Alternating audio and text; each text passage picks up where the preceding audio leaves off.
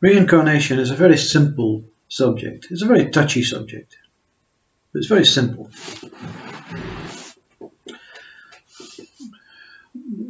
It exists, but it doesn't exist, you see. Let's look at it, why it cannot exist. Because there's no end. You see, there's no death to life. You are the subject of life. You are the subject. You are life. You are living. You're living through a living body. You're experiencing a living world through a living body as life. Matters not what the quality of that life is right now. Because once you hear these words, your quality of life will improve through a natural process that you always knew you had, but you never really took serious. So reincarnation cannot exist. The word reincarnation cannot exist because reincarnation is based on life after death. Do you return after death?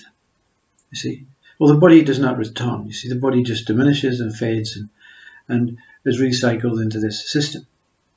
Now, so life only loses the quality of mind, your life only loses the quality of mind that it identifies the body as, because the body is now gone, so the mind has no association, no more dealings with this body. So the mind loses all the associations. Life loses all the associations through this mind of attachments and desires and stories and narratives of what took place, what it was. So life goes into this, what you could call a contradictory scene. It stops, but it's not stopping, it's just waiting. And in our time-based world, this waiting may be 100 years. It may be, but it's in no time, you see? It's not ceasing to operate. It's not dead, it's not black, it's not darkness. You're waiting. You're waiting and waiting and waiting. But you don't know what you are, you don't know where you are, who you are, but you know you exist. And this may have been decided before your body death, and this may take a long time to decide. And it's not really based on what you want next. Something, life in its purest sense, is making decisions about you.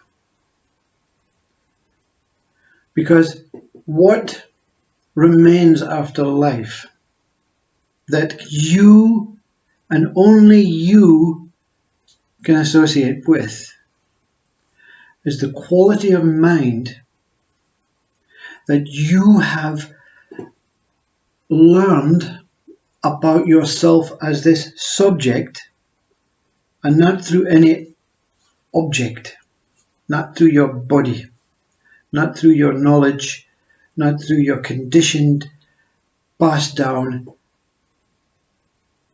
learning, inherited educational achievements.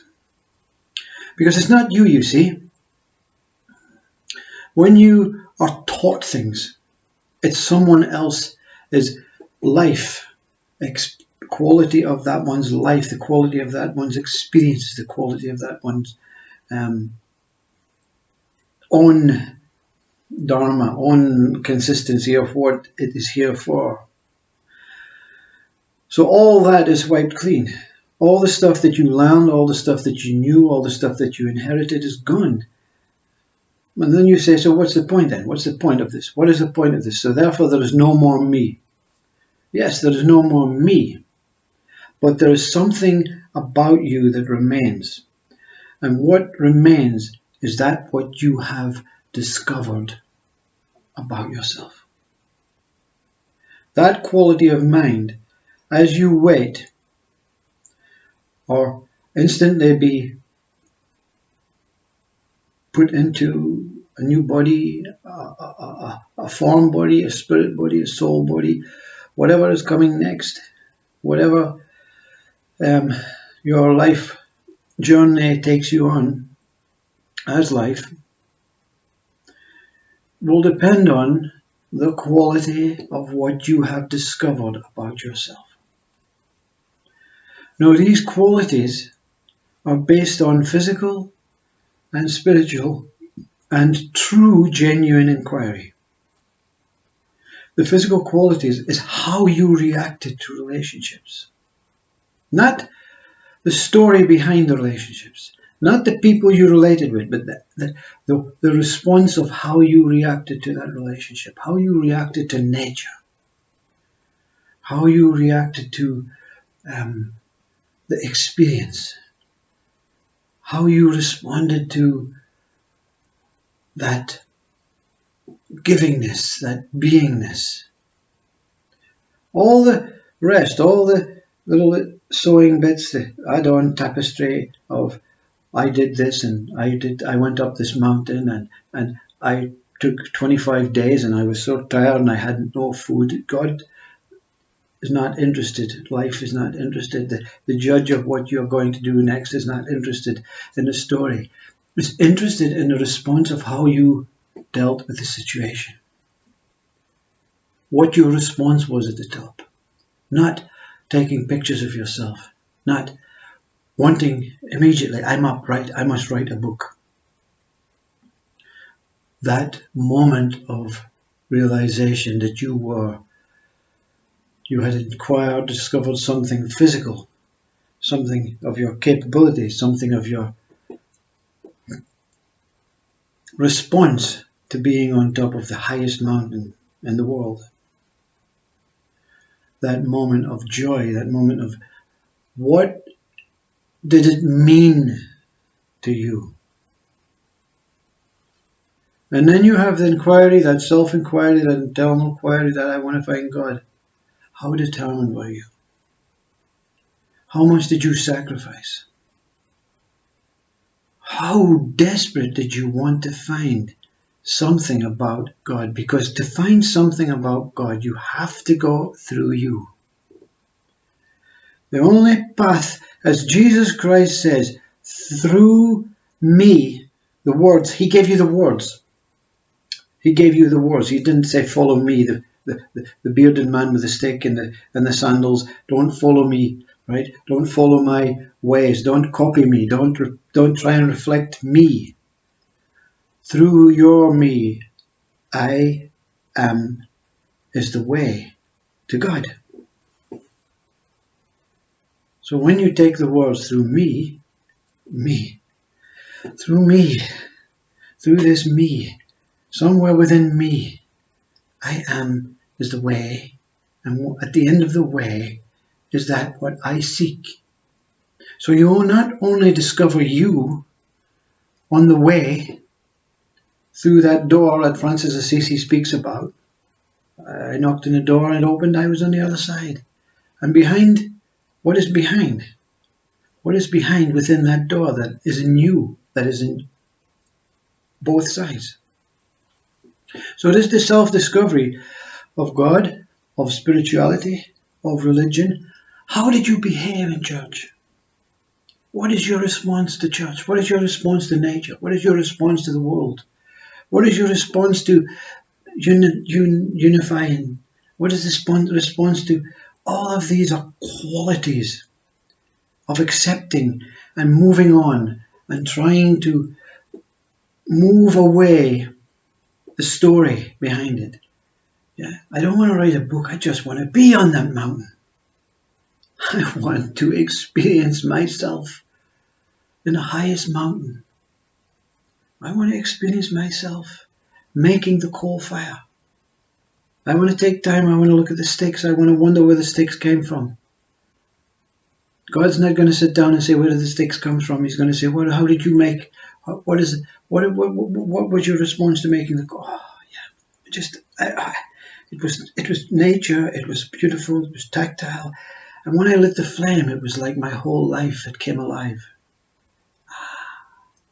Quality.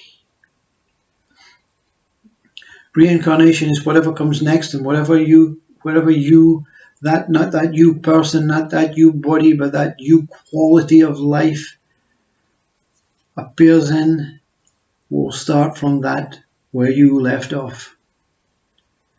Not individual qualities, like a grade at school. Ah, this one, 8. 8. Needed to be a bit more respectful to life. Life being everything. So watch what you do in your life. Observe yourself in this life. Are you responding to the situation with forgiveness, with kindness, with love, with compassion? Are you responding to the situation with, wow, I have never seen anything like that before. That makes me emotionally cry, laugh. The awareness of how you respond is just as important as the story behind the experience. That's reincarnation at its best. Reincarnation is a continuation where the body blips, life goes on. The body blips, but life goes on. The body blips, life goes on. In whatever form, color, shape, species, planet, universe, galaxy, cosmos, you're next on. You start with the quality. All the story is forgotten. All the names, the identities. Everything that is of no value to life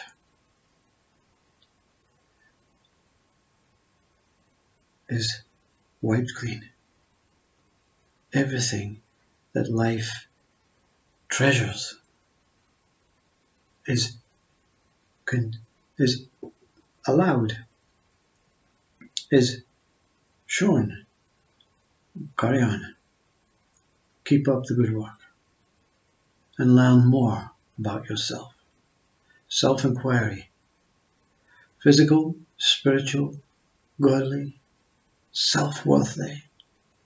All about what you get, what you are able to keep.